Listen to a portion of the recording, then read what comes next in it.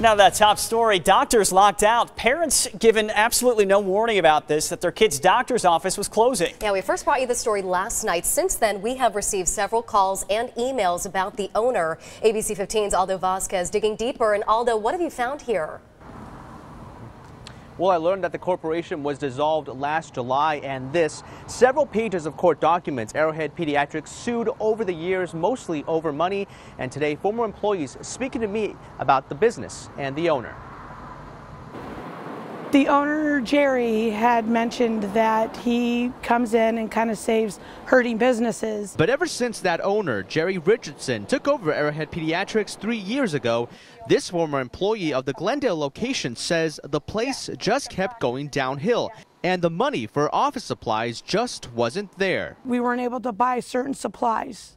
We were running out of needles for shots. And good luck trying to get a hold of the owner for help. This is a normal thing for us to try to text him, and we get no response. He avoids at every cost. Over the years, office staff and doctors would show up to work to find they were locked out of their office. We were under the assumption it was because there was a notice on the door that the rent was defaulted, that basically the rent had not been paid. Missed rent payments was the reason former employees of the Sun City West location told me that office closed 2 years ago.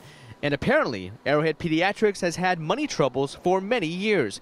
They've been taken to court several times, most recently in 2017, where they had to cough up a lot of cash to Medical Arts LLC. Now it seems money troubles have hit the Glendale location.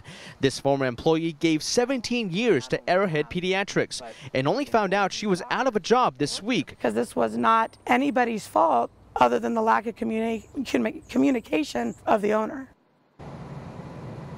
Now, I've made several attempts to contact the owner, but he has not returned any one of my calls or emails.